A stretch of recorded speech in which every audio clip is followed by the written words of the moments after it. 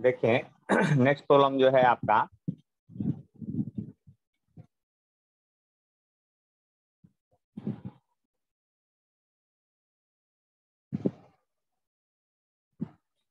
ये फिगर को बनाना है।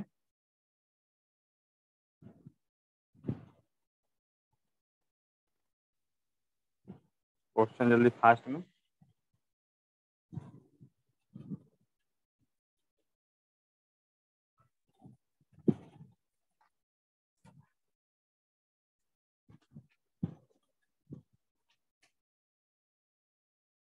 और दो रजिस्टर फिर इधर से है, इस तरह से है, देख लीजिए।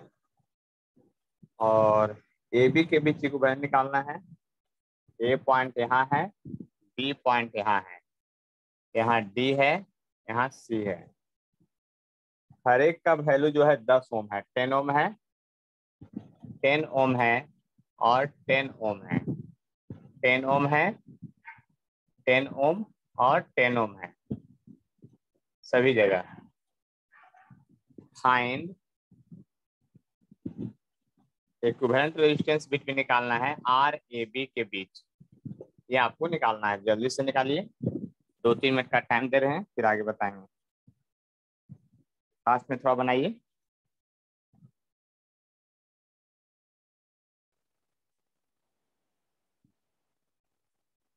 देखिए यहाँ ए और बी के बीच इक्विवेलेंट रेजिस्टेंस निकालना था। तो सबसे पहले आप क्या कीजिए, मन में हम पहले ही बोले थे कि आप उसके क्रॉस एक सेल जोड़िए, जिसके क्रॉस निकालना हो उसके क्रॉस एक सेल जोड़िए और करंट का डिस्ट्रीब्यूशन करके देखिए, तभी आपको क्लियर होगा सारा सब कुछ। तो करंट जब यहाँ से एंट्री मारेगा तो यहाँ पर आएगा करंट। इसको जाने का दो रास्ता है, एक इधर से, एक इधर से यहाँ आएगा। अब यहाँ पर देखिए, इस पोजीशन पर देखिए करंट का जाने का दो रास्ता है, लेकिन इधर जो करंट है क्या इधर जाके हवा में कूद जाएगा? ओपन सर्किट में करंट फ्लो नहीं करता है, तो ये करंट उधर जाएगा ही नहीं, सीधा यहाँ से टर्न लेते हुए इधर आ जाएगा। उसी तरह से जब ये करंट यहाँ जाएगा, इधर ओपन सर्किट है, क्योंकि करंट को पॉजिटिव प्लेट से निकालने के बाद हर हाल में उतना करंट नेगेटिव प्लेट में पहुंचना चाहिए। तो ये भी करंट इधर से चलेगा और ऐसे, और फिर दोनों मिल करके ऐसे चला जाएगा और तब ये करंट ऐसे आ जाएगा। इसका मतलब ये हुआ कि यह जो रजिस्टर है इस सर्किट में डाला हुआ और यह जो रजिस्टर है इस सर्किट में डाला हुआ वो फालतू में है, बेकार है, ये यूज लाइक है ही नहीं। क्योंकि जिस सर्किट के रजिस्टर में करंट नहीं फ्लो कर रहा है वो रजिस्टर ना तो सीरीज है ना तो पैरेलल है, कुछ है ही नहीं, बिल्कुल बेकार है, उसको यूज करना ही नहीं है। समझ में आ गया बात आप लोग को? देख लीजिए, ओपन सर्किट में सबसे पहले पहले दो बात, एक तो कि ओपन सर्किट में करंट फ्लो नहीं करता है, दूसरी बात बैटरी से जितना करंट निकलेगा उसको उतना अंदर आना चाहिए हर हाल में। अगर ये 5 एम्पियर कर देगा तो 5 एम्पियर रिटर्न आना चाहिए। तो रिटर्निंग के लिए तो अगर इधर जाएगा तो इधर कहाँ जाएगा? इसमें रिटर्निंग का कोई तरीका ही नहीं है, यहाँ पे बचा हुआ। इधर से जाएगा तो रिटर्निंग का कोई तरीका ही नहीं है बचा हुआ। तो ये करंट सिर्फ इधर से जाएगा, ये बेकार है, आने इसको आप मिटा दीजिए। ये सर्किट में रह के बेकार है, ये सर्किट का कोई यूज नहीं होने वाला है। यानी कि सॉल्यूशन करते समय जब सॉल्यूशन करेंगे तो ये सर्किट को मिटा देंगे। ये फालतू में दिया हुआ था क्वेश्चन में, ये नीट में पूछा हुआ क्वेश्चन है, ये सर्किट में इतना फालतू में दिया हुआ था और ये भी फालतू में दिया हुआ था, इसका कोई यूज नहीं होने वाला है सर्किट में। अब तो आपको पता चल गया होगा कि क्या होगा। ये दोनों पहले सीरीज में होगा, फिर ये दोनों सीरीज में होगा, तो ये दोनों सीरीज में मिलके क्या होगा? 10-10-20 होगा, ये 10-10-20 होगा। यानी कि आप एक के बाद एक रजिस्टर बनाएंगे और यहाँ से दो रास्ता निकला है, एक रास्ते में भी रजिस्टर है, दूसरे रास्ते में भी रजिस्टर है, दोनों मैच कर गया है यहाँ पर, फिर एक रजिस्टर है और तब पॉइंट बी है। और ये 10-10-20 हो गया, 10-10-20 हो गया, ये 10 है, ये 10 है। पैरेलल में 20-20-10 होता है, इसलिए आर ए बी जो हो गया आपके क्रॉस 10-10 और 10, टोटल आपका 30 ओम रजिस्टर हो गया। कितना हो गया? 30 ओम, क्योंकि इस दोनों को मिला करके पैरेलल में भी 10 होता है, इस बात को ध्यान देना है। तो यानी कि 30 ओम रेजिस्टेंस हो गया। किन्हीं को कोई डाउट है, प्रॉब्लम है तो बतलाइए, नहीं तो फिर हम आगे बढ़ेंगे। देख लीजिए, बात समझ लीजिए। चलिए, अगर समझ लिए हैं तो फिर नेक्स्ट प्रॉब्लम आपके लिए है। यहाँ पर एक रजिस्टर है, दो रजिस्टर है, तीन रजिस्टर है, फिर दो रजिस्टर है, इस तरह से रजिस्टर है, और एक रजिस्टर यहाँ पर है। ए है और ये बी है। ए पॉइंट का नाम ए पॉइंट का नाम बी है। ये 2 ओम का है, ये 6 ओम का है, ये 4 ओम का है, ये 3 ओम का है, और ये 5 ओम का है। आपको ए बी के बीच इक्विवेलेंट रेजिस्टेंस निकाल के दिखलाना है। ए बी के क्रॉस आपको इक्विवेलेंट रेजिस्टेंस निकाल के दिखलाना है। देख लीजिए, ध्यान से समझ लीजिए बात को अच्छी तरह से।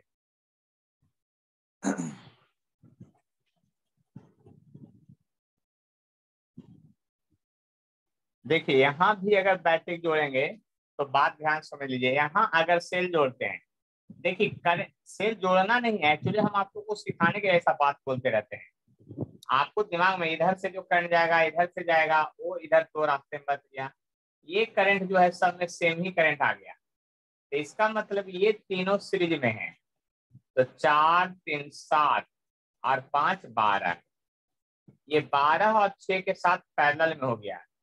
जब पैरेलल में हो गया तो इक्विवेलेंट रेजिस्टेंस कैसे बनाएंगे? तो देखिए ध्यान से, एक रजिस्टर यहाँ था और एक रजिस्टर यहाँ था।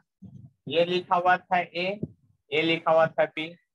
अब इधर से जो है आपका एक आपका रजिस्टर इस तरह से है, और एक रजिस्टर इधर से ऐसे हो गया। कौन? जो इधर जोड़ के लाए हैं, टोटल 12 ओम हो गया है। और ये 6 ओम है, ये 2 ओम ये 2 ओम है। 12 6 पैरेलल है। इसको जब कैलकुलेशन करेंगे तो आपका 4 आ जाएगा। कितना आ जाएगा? 4 ओम आ जाएगा। आप गुना भाग करके देखेंगे तो ये 4 आ जाएगा। इसका मतलब ये 2 ओम, फिर ये 4 ओम, और फिर ये 2 ओम, ऐसा सर्किट बन जाएगा। ये 4 ओम हो जाएगा। 12 और 6 जब पैरेलल में आप जोड़ेंगे तब 4 ओम हो जाएगा। तो ये भी 2 था, ये भी 2 था, इसलिए आर ए बी जब आप फाइनली आंसर लिखेंगे तो 2 4 और 2 मिलकर के आपका हो गया कितना? 8 ओम रजिस्टर हो गया। सीरीज में है क्योंकि तीनों, अब क्योंकि जो करंट ऐसे जाएगा इस तरह से जाएगा। हर बार सर्किट को अलग अलग देखना है, इस बात को ध्यान से समझ लीजिए अच्छी तरह से, तभी काम चलेगा आपका। देखिए यहाँ पर फिर से एक सर्किट है, जरा गौर से देखिएगा। ये सर्किट में एक रजिस्टर है, दो रजिस्टर है, तीन रजिस्टर है, फिर एक रजिस्टर है, फिर एक रजिस्टर है, ऐसे है जुड़ा हुआ। फिर एक रजिस्टर यहाँ से इस प्रकार से जुड़ा हुआ है, फिर एक रजिस्टर यहाँ से इस प्रकार से जुड़ा हुआ है। देख लीजिए, इसके बाद एक वायर जो है इधर से ऐसे आ करके ऐसे कनेक्टेड है, इस तरह से है। ठीक है, यहाँ पर जो है आपका 2 ओम का है, ये भी 2 ओम का है। ये पॉइंट ए है और ये पॉइंट आपका बी है। और ये जो है आपका, पर ये इसको 3 ओम कर दीजिए, इसको 6 ओम कर दीजिए, और इसको 6 ओम कर दीजिए, और वो भी जो है आपका 6 ओम है। क्या है? 6 ओम है। ये भी आपका 6 ओम है। ये भी 6 ओम का है, ये भी 6 ओम का है, लेकिन ये 7 ओम का है, और ये आपका 5 ओम का है। देख लीजिए ध्यान से, यही सर्किट डायग्राम है। 6 ओम, 6 ओम, 3 ओम, इतना है। आप बात समझ सकते हैं कि होगा। इसका find A B equivalent resistance निकालना है। फाइंड आर ए बी, ए और बी के बीच इक्विवेलेंट रेजिस्टेंस क्या होगा ये बतलाना है आपको। फिर से आप लोग के पास 2-3 मिनट का टाइम है। देखिए, जब कुछ नहीं पता चले तो हम सबसे पहले बोलते हैं क्या? सेल जोड़ना है। तो सेल यहाँ से जब जोड़िएगा तो क्या नजर आएगा आपको? देख लीजिए, करंट यहाँ से चलेगा, यहाँ तक जाएगा, यहाँ तक जाएगा करंट। इधर भी जाने की कोशिश करेगा, इधर भी जाने की कोशिश करेगा, इधर भी जाएगा, लेकिन यहाँ से जब जाएगा तो इधर से जब रास्ता मिल गया यहाँ तक, तो यहाँ तक ये पहुंच जाएगा। जरा ध्यान से देखिएगा, अब अच्छी तरह से कुछ बातें हम बताना चाह रहे हैं। यहाँ पर जब ध्यान से आप देखेंगे अच्छी तरह से, तो देखिए करंट इधर नहीं जाएगा, इधर करंट नहीं फ्लो करेगा। इस सर्किट में इधर से जो करंट आएगा सीधा इधर से ऐसे निकल जाएगा, इसमें भी करंट नहीं जाएगा। कहिए क्यों नहीं जाएगा?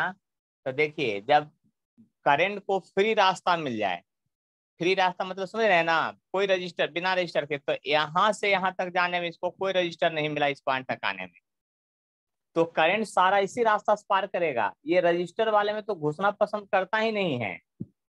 और जानते हैं इसको फिजिक्स की भाषा में कहते हैं शॉर्ट सर्किट। इसको फिजिक्स की भाषा में क्या कहते हैं? शॉर्ट सर्किट है ये। तो शॉर्ट सर्किट है तो ये सब जलना बंद हो जाएगा। आप अपने घर में देखिएगा, प्लग लगाया हुआ रहता है ऐसे, दो गो छेद ऐसे रहता है, दो गो छेद एगो रहता है न्यूट्रल ऊपर, है ना।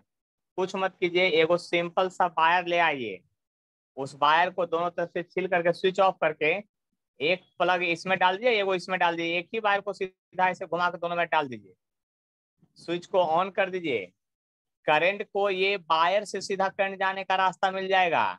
आपके घर का each and every system shut down हो जाएगा, यानी कि ना पंखा चलेगा, न टीवी चलेगा, कुछ नहीं चलेगा। क्योंकि फिजिक्स की भाषा में इसी को शॉर्ट सर्किट कहते हैं, सीधा वायर से कनेक्ट कर देना। यानी कि करंट जो पंखा से गुजर रहा है आपके बल्ब से, वो मजबूरी में गुजर रहा है। अगर फ्री रास्ता मिले ना तो उसमें जाना भी पसंद नहीं करता है। इसको फिजिक्स की भाषा में शॉर्ट सर्किट कहते हैं। कोई प्रॉब्लम है तब बोलिए। इस सारा रजिस्टर फालतू में था। अब करंट इधर से ऐसे आएगा और इधर से आएगा, और तब फिर यहाँ से आकर के इधर चला जाएगा। और इसको अगर री डायग्राम बनाएंगे तो हमको कुछ नहीं करना है, सीधा एक रजिस्टर 2 ओम का, और इधर ऐसे 6 ओम का, फिर यहाँ 3 ओम का, 2 ओम, 6 ओम और 3 ओम। यहाँ से जो वायर गया है ऐसे सीधा वो वायर ऐसे पहुंच गया है, और सोचिए ये रजिस्टर मात्र बचा हुआ, बाकी सब गायब हो गया है, यानी ये भी 6 है। तो अब जरा गौर से देखिए, जो करंट इधर से आया, इधर से आया इधर, तो इधर से, तो ये दोनों पैरेलल है पहले, ये दोनों क्या है पहले पैरेलल में है, तो 6 6 3 हो गया। यानी सर्किट फिर से अगर बनाने के लिए कोशिश कर रहे हैं तो बहुत आसान है। अब आप समझ लीजिए क्या हो गया, ये 6 6 3 हो गया, ये 3 हो गया, और ये 2 है। ये भी सोच लीजिए अब क्या हो गया, ए बी के बीच आपका 8 ओम रेजिस्टेंस हो गया, यानी आर ए बी जो है आपका 8 ओम रजिस्टर हो गया। देख लीजिए, अगर कोई डाउट है तो बतलाइए, नहीं तो फिर तो हम आगे बढ़ेंगे ही हर हाल में। देख लीजिए, बात को समझ लीजिए अच्छी तरह से हम क्या प्लग कहना चाहते सिंपल से कनेक्शन होगा वो, उसका मतलब उसमें करंट नहीं जाएगा। हैं। बिल्कुल नहीं जाएगा, घर में एक्सपेरिमेंट करके देख सकते हैं, कोई दिक्कत नहीं होगा। खाली घर में एमसीबी लगा हुआ है सब जगह, तब कीजिएगा एक्सपेरिमेंट, नहीं तो एक आध दो मतलब 10-20 हजार का लॉस हो जाएगा, नहीं तो तुरंत फट से, ठीक है, वायर सारा मेल्ट कर जाएगा। एमसीबी लगा हुआ होगा, जैसे ही ये प्लग डालिएगा, एक ही तार को दोनों में प्लग में डालिएगा ना, तो सबको शट डाउन कर देगा, क्योंकि इसको शॉर्ट सर्किट कहते हैं फेस में। वायर से सीधा रास्ता मिलेगा करंट जाने के लिए, प्लस से माइनस में, तो सीधा करंट उधर से ही फ्लो करेगा। आपके पूरे घर में कोई पंखा टीवी से करंट नहीं फ्लो करेगा, सब बंद हो जाएगा फ्लो करना। और इसी को सर, जैसे ये पंखा का है, ये बल्ब का है, ये ट्यूबलाइट का है रजिस्टर, इसको दे दिए वो फ्री रास्ता, तो ये सबसे जाना ही बंद कर देगा, वो सीधा बंद कर देता है। क्योंकि सभी को फ्री रास्ता पसंद है, इलेक्ट्रॉन फ्री रास्ता से जाना पसंद करता है। ये रजिस्टर है, रजिस्टर का मतलब होता है प्रतिरोध, विरोध, उसे कौन जाना पसंद करेगा, लेकिन मजबूरी में लोग जाता है ना। करंट का जो नेचर है आपके नेचर से बिल्कुल मिलता है। आप भी पसंद नहीं करते हैं कि बहुत पढ़ें, लेकिन मजबूरी में पढ़ना पड़ता है, क्योंकि आपके साथ साथ जो पढ़ने वाला है आपसे ज्यादा पढ़ रहा है बहुत लोग, है ना, कि नंबर कहीं ज्यादा ना आ जाए उसका। तो आगे बढ़े, अब देख लीजिए ध्यान से, और कोई डाउट है तो बोलिए, क्योंकि मिट जाने के बाद फिर गड़बड़ हो जाएगा बात। नो देखिए सर। सीरीज पैरेलल को सीखना है ना, तो अपने से माथा पच्ची करना पड़ेगा। बुक निकालिए, जो भी बुक है आपके पास, निकाल के क्वेश्चन बनाइए। एक बार में नहीं, भले 5 बार में बनाइए, लेकिन बनाइए उसको। ये 10th का सीरीज पैरेलल नहीं है कि सीधा सीधा देगा, गुना भाग करके आंसर ला देगा। सब मिक्स रहेगा। चलिए, तो अब सीरीज पैरेलल में एक और कंसेप्ट और एक थ्योरी है, उसको देखते हैं, जिसका नाम है विट स्टोन ब्रिज। साइंटिस्ट का नाम है, ऐसा मत सोचिएगा कि विट स्टोन ब्रिज, ऐसा मत सोचिए कि विट स्टोन ब्रिज जो है कुछ अलग चीज है। देखिए, ये साइंटिस्ट थे, मतलब यह क्या है वो समझ लीजिए। It is the combi of 5 resistor और कैपेसिटर।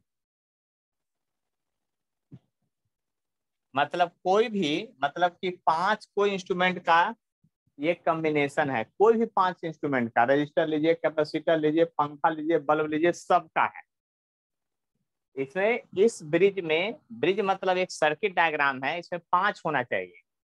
और इसमें हर हाल में जब 5 होगा ना, तो याद कर लीजिए क्या होगा।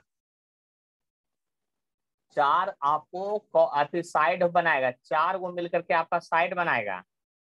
4 को मिलकर के क्या बनाएगा, साइड बनाएगा आपको हर हाल में ऐसे। मतलब ए बी सी और डी, 4 को मिलकर साइड बना दिया। अब 4 को बल्ब रखिए ऐसे, 4 को कैपेसिटर रखिए ऐसे, 4 कोई इंस्ट्रूमेंट रखिए इस प्रकार से। और 5वां जहां रखना है, वहां इधर से ऐसे एक 5वां रजिस्टर रखिए। तो इसका नाम हो गया R1, इसका नाम हो गया R2, इसका नाम हो गया R3, इसका नाम हो गया R4, और बीच वाले का R5। हम रजिस्टर अभी पढ़ रहे हैं, इसलिए रजिस्टर लिखे हैं। बल्ब रहेगा तब बल्ब, और कैपेसिटर रहेगी 5। यही फिगर को बीट स्टोन ब्रिज कहते हैं। सिर्फ और सिर्फ यही फिगर को याद कर लीजिएगा। 5 होना चाहिए, 4 में नहीं, 5 होना चाहिए। चारों साइड में एक डायगोनल के क्रॉस, चारों साइड और एक डायगोनल के क्रॉस। याद हो गया, चारों साइड और एक डायगोनल के क्रॉस।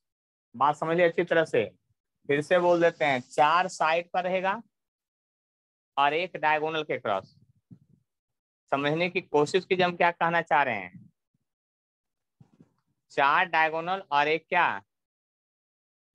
आपका देख लीजिए, ध्यान से समझ लीजिए बात को अच्छी तरह से। 4 डायगोनल और एक, ये 4 को साइड, एक डायगोनल के क्रॉस। लेकिन व्हीट स्टोन ब्रिज कहलाएगा क्या? व्हीट स्टोन ब्रिज बीडी के अलोंग नहीं होगा, बीसी के अलोंग नहीं होगा, बीए के अलोंग नहीं होगा। सिर्फ वह डायगोनल जिसके क्रॉस रजिस्टर नहीं जुड़ा हुआ है। मतलब व्हीट स्टोन ब्रिज का जो पिक्चर होगा, वह हर हाल में इसके अलोंग होगा। इसके अलोंग निकालिएगा इक्विवेलेंट, तब दूसरे के अलोंग नहीं होगा। कहने का मतलब फिर से सुनिए, ये सब लिखा नहीं जाता है, सिर्फ सुन करके याद किया जाता है। मैंने कहा कि यहाँ पर व्हीट स्टोन ब्रिज जो फॉलो होगा, व्हीट स्टोन ब्रिज नाम किसका पड़ेगा? जब इसके क्रॉस इक्विवेलेंट निकालने के लिए कहेगा तभी नाम पड़ेगा। और जब इसके क्रॉस इक्विवेलेंट निकालने के लिए कहेगा, तो आप जरा करंट डिस्ट्रीब्यूशन करके देख लीजिए, आपको क्या पता चल रहा है कि कौन सीरीज पैरेलल हो। यही व्हीट स्टोन ब्रिज है, यही आपका व्हीट स्टोन ब्रिज है। तो आप जरा करंट डिस्ट्रीब्यूशन करके देख लीजिए। करंट जब इस तरह से डिस्ट्रीब्यूट कीजिएगा, तो आपको याद कीजिए, अब यह करंट इधर भी जाएगा, इधर भी जाएगा, और अगर इधर से आ रहा है तो दोनों मिलकर फिर इधर जाएगा। अब यह 5वां रजिस्टर इसके साथ ना सीरीज में है ना पैरेलल में है, कोई नहीं है, अननोन ग्रुपिंग में है, ना सीरीज है ना पैरेलल है। देख लीजिए ध्यान से, इसी सिस्टम को हम लोग कहते हैं व्हीट स्टोन ब्रिज। तो इस तरह के सर्किट को सोल्व करने के लिए व्हीट स्टोन नाम का साइंटिस्ट ने एक टेक्निक और ट्रिक दिया, बस समझ लीजिए। और भी लोगों ने दिया है, लेकिन यहाँ पर अब यह 2 तरह का कंडीशन होता है। व्हीट स्टोन ब्रिज जो है आपका 2 तरह का होता है। एक होता है balanced, balanced wheat stone bridge. क्या लिखे बार बार, व्हीट स्टोन ब्रिज तो ऊपर लिखा है ही। एक अनबैलेंस्ड होता है, एक होता है बैलेंस्ड, एक होता है अनबैलेंस्ड होता है। इसको समझिए अच्छी तरह से हम क्या कहना चाह रहे हैं। एक होता है बैलेंस्ड, दूसरा क्या होता है, अनबैलेंस्ड होता है। तो बैलेंस्ड और अनबैलेंस्ड में क्या अंतर है वो समझिए। पांचवा रजिस्टर है, वहां पर आप हाथ रख दीजिए ऐसे, पांचवा रजिस्टर पर ऐसे एकदम सीधा रख दीजिए, तो देखिएगा उसके इस तरफ भी दो रजिस्टर होगा, उसके इस तरफ भी दो रजिस्टर होगा। देख लीजिए, इसके इस तरफ भी दो रजिस्टर होगा और उस तरफ भी दो रजिस्टर होगा। बात समझ लीजिए अच्छी तरह से। जब इस तरफ दो रजिस्टर होगा और उस तरफ दो रजिस्टर होगा तो याद कीजिए कि क्या है यहाँ पर। जब इस तरफ दो रजिस्टर होगा तो R1 R3 का रेशियो और इधर वाले का रेशियो हमेशा इक्वल होना चाहिए, तो बैलेंस कहलाएगा। यानी मैं जो कह रहा हूँ उसको ध्यान से सुनिए। R1/R3 का जो रेशियो है, अगर वह हर हाल में R2/R4 के इक्वल है तभी ये बैलेंस है, ये बैलेंस का कंडीशन है।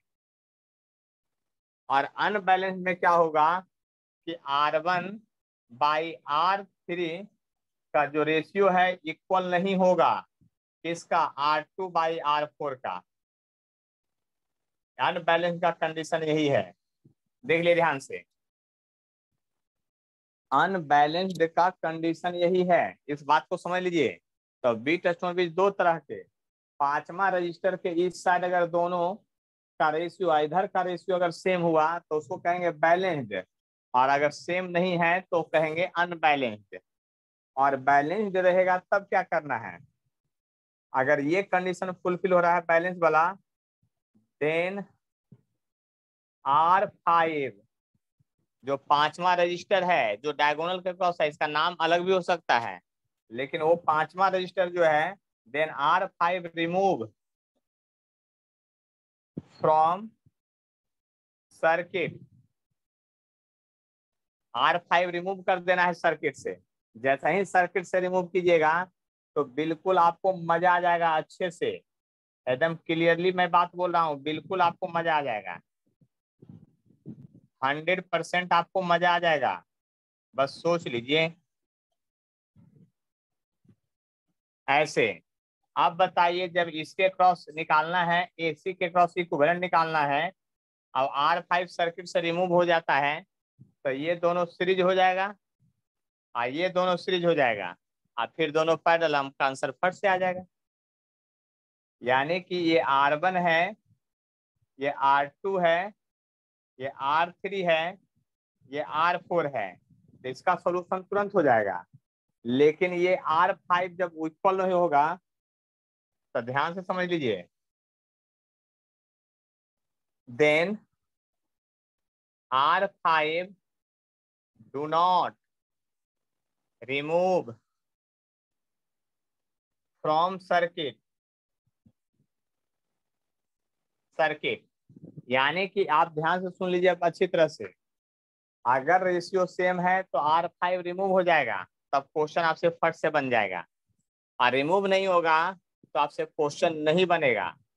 और इस क्वेश्चन को सॉल्यूशन करने के लिए, अनबैलेंस्ड वाले का सॉल्यूशन करने के लिए आपके सिलेबस में कोई टेक्निक और ट्रिक नहीं दिया गया है। जबकि इंजीनियरिंग फर्स्ट ईयर में स्टार डेल्टा कन्वर्सन पढ़ना है और डेल्टा स्टार कन्वर्सन पढ़ना है, तो वैसा क्वेश्चन आपके क्वेश्चन में नहीं रहेगा। अगर रहेगा तो सॉल्यूशन उसका मिलाने के लिए आपको कम से कम 15 मिनट का टाइम मिलेगा।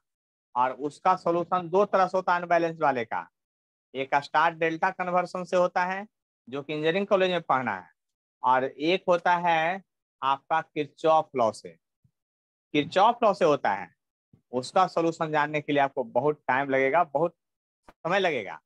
इसलिए अगर उसका बनाना है तो किरचॉफ लॉ पहले जो पढ़ा दिए हैं उसके आधार पर बनेगा। लेकिन किसी भी कॉम्पिटिटिव एग्जाम में आज तक एडवांस तक में कभी भी अनबैलेंस्ड का क्वेश्चन नहीं पूछा गया है ना, सब बैलेंस्ड का रहेगा।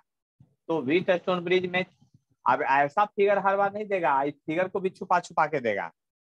चलिए, पहले एकदम याद हो गया है, 100% समझ में आ गया है, तब हम क्वेश्चन की बात करेंगे। इसको स्क्रीनशॉट लीजिए, अब इसका क्वेश्चन देंगे तो आप जल्दी समझ में आएगा बात। अब इसके बाद क्वेश्चन की बारी है।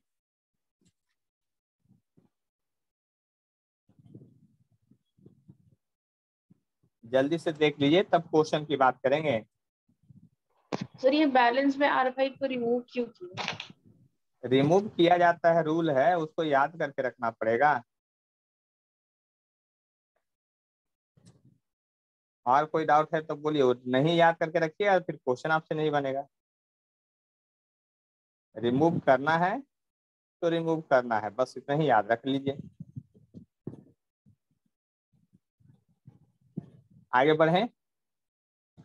चलिए, नहीं रिमूव करेंगे तो क्वेश्चन बनेगा ही नहीं आपसे। रिमूव क्यों करते हैं उसका रीजन है, ये है कि जब केसीएल केवीएल से बनाइएगा तो यहाँ का वोल्टेज और यहाँ का वोल्टेज सेम हो जाता है।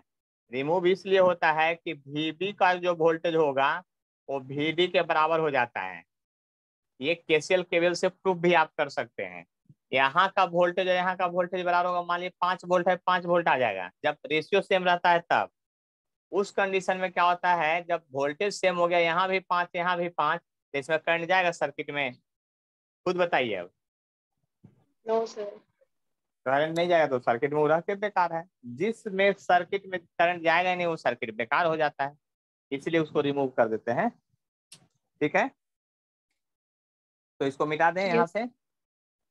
अब यस सर। देखिए, नेक्स्ट प्रॉब्लम आपको दे रहे हैं, जो प्रॉब्लम पहले बनाना फटाफट देख लीजिए, ध्यान से समझ लीजिएगा। सबसे पहले सबसे सिंपल क्वेश्चन है ना। आपको यही क्वेश्चन दिया हुआ है, एकदम क्वेश्चन देख लीजिए ध्यान से, क्या है जो आपका।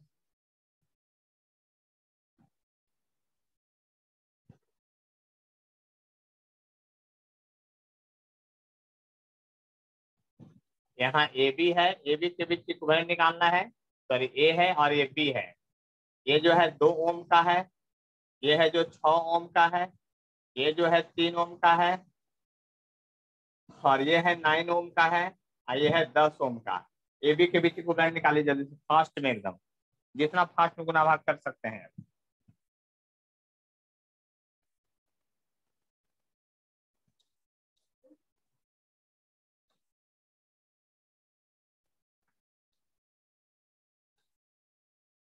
एकदम फास्ट में, जल्दी।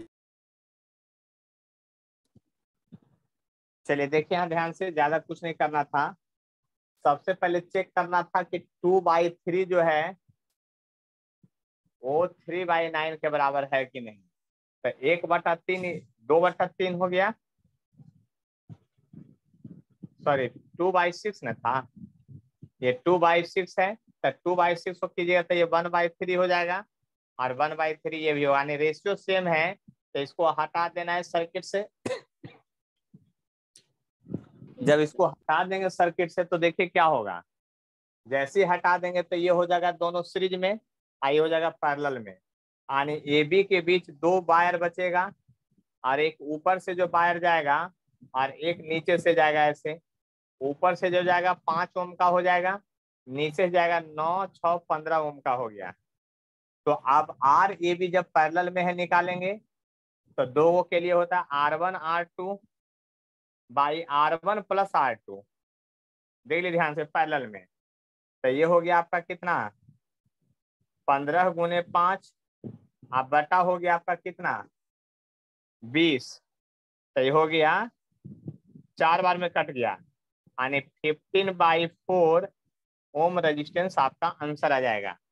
देख लीजिए बात ध्यान से, अगर कोई प्रॉब्लम है, कोई परेशानी है तो बतलाइए हमको, और नहीं है तो देखिए ये नीट में सेम क्वेश्चन 2-2, 3-3 बार पूछा हुआ है। जो अगला क्वेश्चन आप लोग को दे रहे हैं, जरा गौर से बनाइएगा अच्छे से।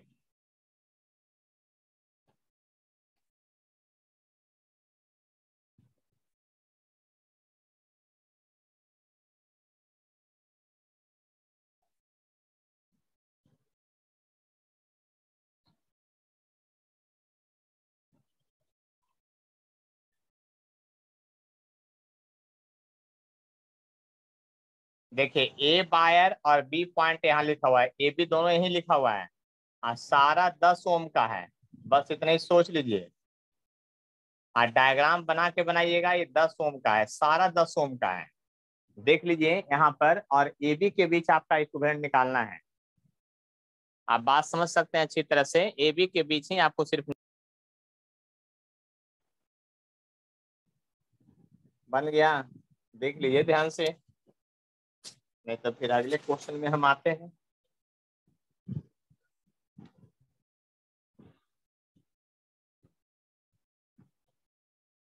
देखिए गौर से समझने की कोशिश कीजिएगा, बोर्ड पर डालिएगा तो जल्दी से समझ में आएगा। जब ए बी यहीं पर दिया हुआ है तो आपको टेंशन लेने की कोई जरूरत ही नहीं है।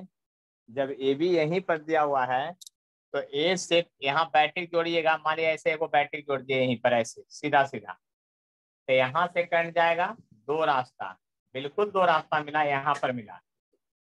अब बताइए करंट की चाहत क्या होती है, करंट की टेंडेंसी क्या होती है, जल्दी से जल्दी निगेटिव प्लेट में पहुंचना चाहिए उसको, कम से कम रेजिस्टेंस से होते हुए, क्योंकि वही उसकी चाहत है, टेंडेंसी है।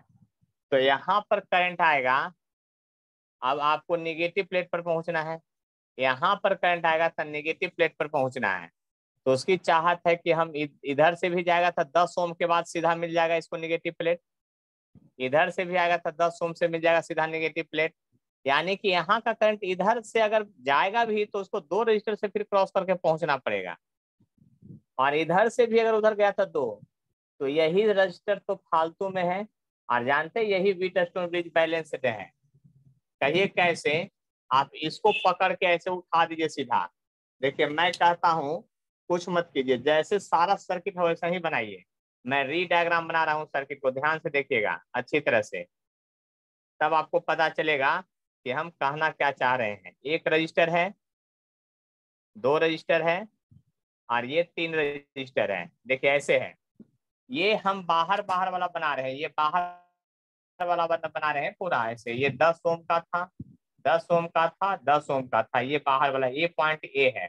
अब यहाँ जो था ना ये वायर न है, इसको उठा करके इधर कर दीजिए, मतलब इसको उठा के जब इधर कीजिएगा ऐसे, मतलब ये पॉइंट को अगर इधर ले आइएगा तो यहाँ से दो रजिस्टर निकला है जो कि यहाँ पर मिला है, मान लीजिए इसको पी मान लीजिए, इसको क्यू मान लीजिए, तो यहाँ पी है यहाँ क्यू है। यानी ए पॉइंट से चल के वो पी से मिला है, वो क्यू से मिला है। यानी एक रजिस्टर ऐसे मिला है और एक रजिस्टर ऐसे मिला है, ये भी 10 का है, ये भी 10 का है।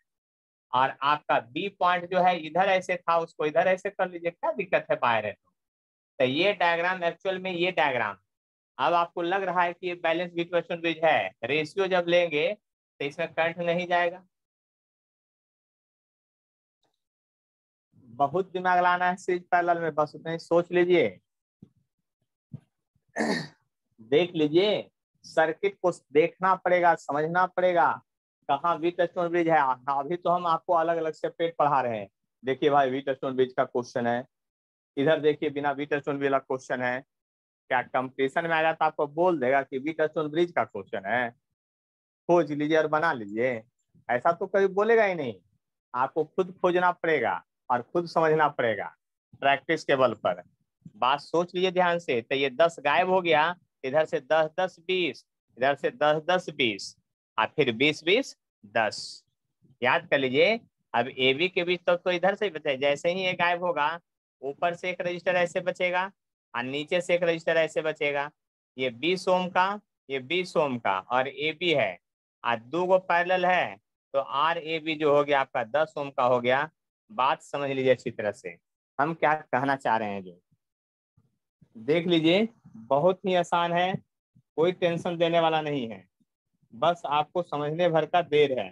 ठीक है, नेक्स्ट प्रॉब्लम है आपके लिए, प्रॉब्लम ही सब कुछ है, बस इतना ही याद कर लीजिएगा, बिना प्रॉब्लम का कुछ नहीं है। यहाँ से एगो रजिस्टर ऐसे आया है, ऐसे चला गया है, एक ऐसे आया है, ऐसे चला गया है, और एक जो है आपका यहाँ से आया है इस तरह से,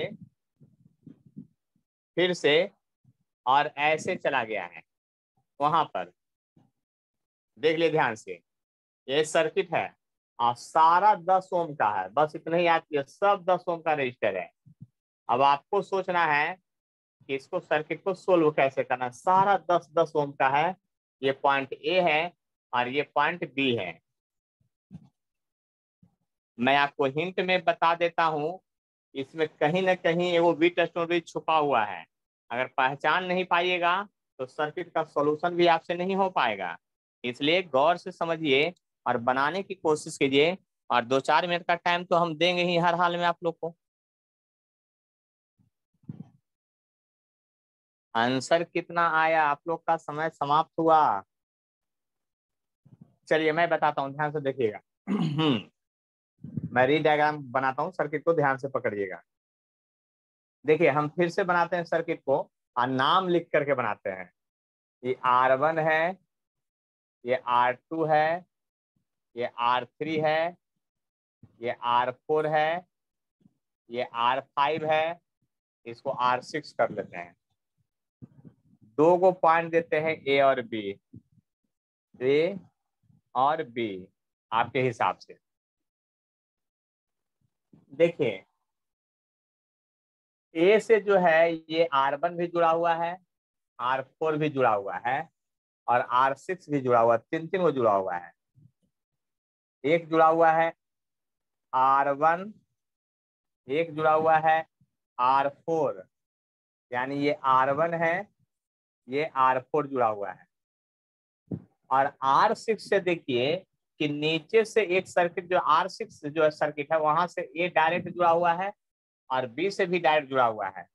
तो यहाँ से ये वाला जो है ऐसे डायरेक्ट जुड़ा हुआ है, इस बात को समझ लीजिए। ये है R6 है, और R6 से, और B से देखिए R5 जुड़ा हुआ है, R3 जुड़ा हुआ है। एक ऐसे जुड़ा हुआ है, एक ऐसे जुड़ा, देख लीजिए। ये है R3 है, ये R5 है। देख लीजिए ध्यान से, हम ज्यादा कुछ नहीं किए हैं, जैसे जुड़ा हुआ सही जोड़े हैं। 6 जुड़ा हुआ, देखिए 6 जोड़ दिए हैं, और यहाँ R5 R3 जुड़ा हुआ है। लेकिन देखिए R3 का जो अपोजिट एंड है ना, R3 का जो अपोजिट है वो R1 से सीधा जुड़ गया है। देख लीजिए R3 का अपोजिट सीधा R1 से जुड़ा हुआ है, इसका अपोजिट एंड सीधा R1 से जुड़ा हुआ है।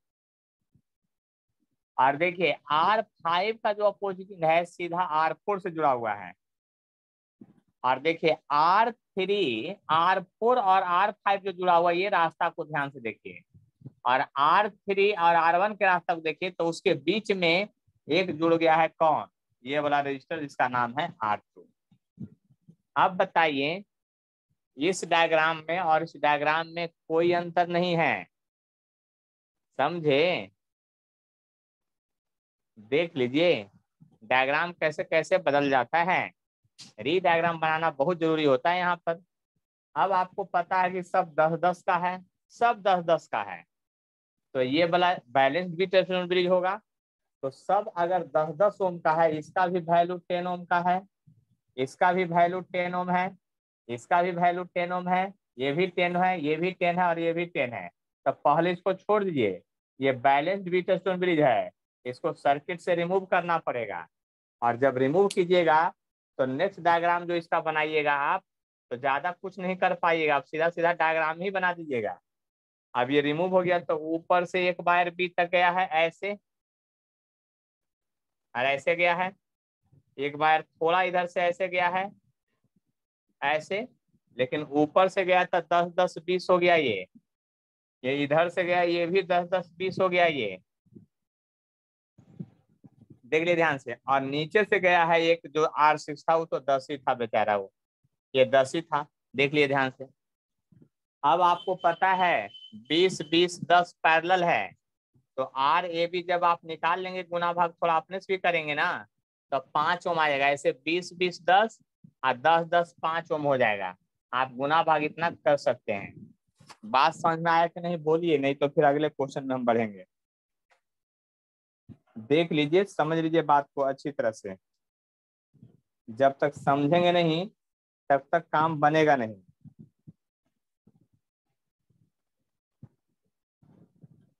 देख लीजिए, बात समझ लीजिए अच्छी तरह से हम क्या कहना चाह रहे हैं जो। तो नेक्स्ट प्रॉब्लम फिर से आपके लिए है। यहाँ पर देखिए अगला जो प्रॉब्लम है आपका, एक रजिस्टर यहाँ पर इस तरफ से है, और फिर यहाँ से 2 रजिस्टर ऐसे है, ऐसा है, और फिर एक वायर है जो इस तरह से है, यहाँ से एक रजिस्टर फिर यहाँ से ऐसे है, और ये वायर ए है, पॉइंट ए है इस पॉइंट का नाम, और ये पॉइंट का नाम जो है आपका बी है। यहाँ से एक रजिस्टर है, यहाँ से एक रजिस्टर है, ये पॉइंट है जो आपका बी है। ये ऊपर 4 ओम का है, ये जो है 8 ओम का है, 5 ओम का है, और फिर आपका 8 ओम का है, 16 ओम का है, और फिर 8 ओम का है। आपको AB के बीच इक्विवेलेंट रेजिस्टेंस निकाल के दिखलाना है हर हाल में। AB के बीच इक्विवेलेंट रेजिस्टेंस निकालना है आपको, उस फिगर में देख लीजिए, है ना। अब हम हिंट नहीं करेंगे कि व्हीटस्टोन ब्रिज है या नहीं है, ये सब आपको खुद समझना पड़ेगा। बात सोच लीजिए, अब मिक्स वाला क्वेश्चन दे रहे हैं। 4 आगे आप बोलिए। 4 आया। 4 आया है सर आपका। चलिए मैं भी बना देता हूँ, देख लीजिए, ज्यादा कोई कष्ट नहीं है। और जानते हैं यहाँ पर सीरीज पैरेलल इतना मन से हम क्यों बता रहे हैं आप लोग को, क्योंकि कैपेसिटर पढ़ाएंगे उसमें भी सीरीज पैरेलल होगा, तो उसमें क्वेश्चन बहुत कम होगा। सारा कंसेप्ट यही लगेगा, केवल फार्मूला उल्टा होता है दोनों का। अगर इसको ध्यान से देखिएगा तो देखिए आगे हम सर्किट बताते हैं क्या है। हमको तो संसरे याद है, तो देख लीजिए, ये व्हीटस्टोन ब्रिज को फॉलो कर रहा है। क्या ऐसा किए थे आप लोग? Yes sir. 5 ओम वाला ही व्हीटस्टोन ब्रिज फॉलो कर रहा है, यानी वो सर्किट से बाहर निकले। कहिए क्यों? तो AB के बीच ही डायरेक्ट जुड़ा हुआ है, यहाँ से तो बाहर गया ऐसा।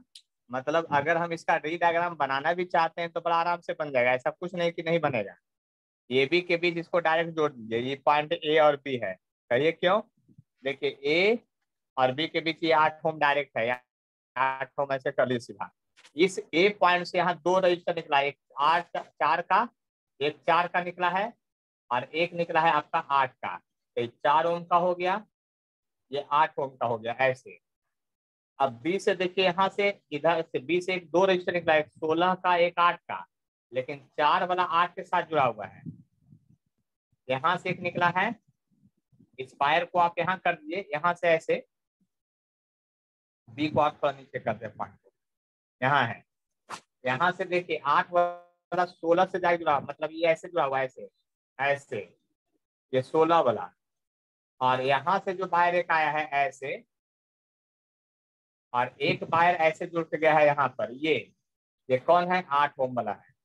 और ये 8 और 16 के बीच से, 8 और 16 के बीच के 4 के बीच में एक रजिस्टर है, ये जो है आपका 5 ओम का है।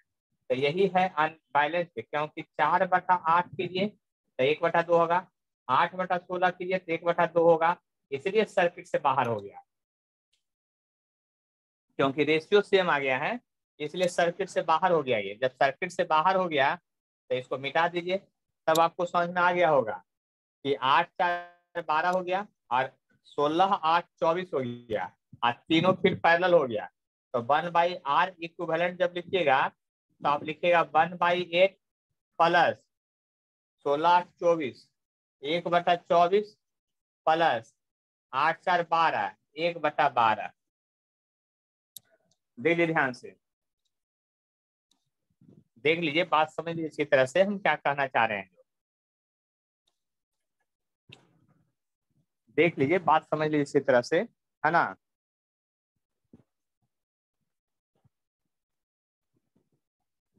बात को समझने की कोशिश कीजिए, और तब यहाँ से आप एलसीएम ले लीजिए फटाफट।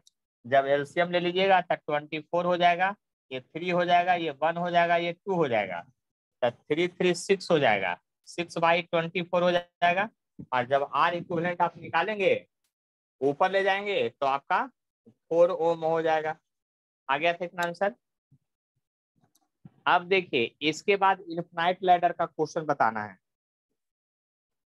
देख लीजिए, अगला जो क्वेश्चन है इनफिनाइट लैडर का है।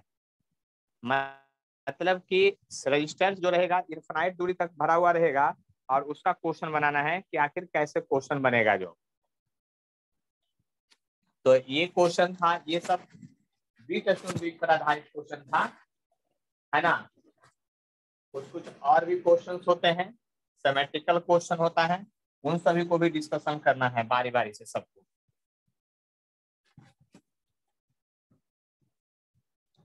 देख लीजिए, बात समझ लीजिए इसी तरह से क्या कहना चाह रहे हैं जो हम। देखिए ये है इनफाइनाइट सीरीज है, इनफाइनाइट सीरीज का क्वेश्चन होगा। देखिए यहाँ पर जैसे है 1 register, 2 register, 3 register, 4 register, 5 register, infinite तक है, इनफाइनाइट तक है ये, यानी इन्फिनिटी तक ऐसा सिस्टम चला जाएगा। फिर 1 रजिस्टर ऐसे जुड़ा हुआ है, फिर एक ऐसे जुड़ा हुआ है, फिर एक ऐसे जुड़ा हुआ है, फिर एक ऐसे जुड़ा हुआ है। ये पॉइंट ए और बी है, इसी के बीच इक्विवेलेंट निकालना है।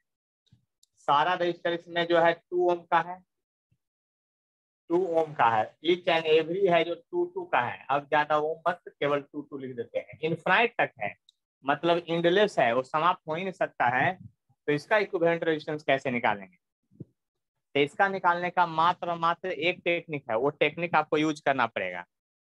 देखिए सबसे पहले टेक्निक ये है कि मान लीजिए, लेट माना कि इक्विवेलेंट रेजिस्टेंस जो आर ए बी के बीच जो होगा, ए बी के बीच जो इक्विवेलेंट रेजिस्टेंस होगा ए और बी के बीच, टोटल सर्किट का इक्विवेलेंट रेजिस्टेंस जो होगा, मान लेते हैं कि वह आर है, मान लेते हैं कि आर है, सीधा सीधा बात है। अब बताइए आप लोग, इसमें सिमेट्रिकल फिगर कैसे बन रहा है उसको सोचिए। तो सिमेट्रिकल फिगर इधर से देखिएगा तो एक का बन रहा है, मतलब ये ऐसे है, तो देखिए 2 है, फिर यहाँ से ऐसे लाइन खींचिए तो 1 2, सिमेट्रिकल फिगर बन रहा है। देखिए सब जगह इसी तरह से 2 2 का सिमेट्रिकल फिगर बनते चला जाएगा। ये बात समझ में आया कि नहीं आप लोग का? सिमेट्रिकल फिगर जो बन रहा है 2 2 का, ये समझ में आया कि नहीं? ये लैडर कहलाएगा। लैडर मतलब सीढ़ी, 2 का सीढ़ी, 2 का सीढ़ी, 2 का सीढ़ी, 2 का सीढ़ी, इस तरह से चलते जाएगा इनफाइनाइट लैडर तक। तो जरा ध्यान से सुनिएगा मेरी बात को।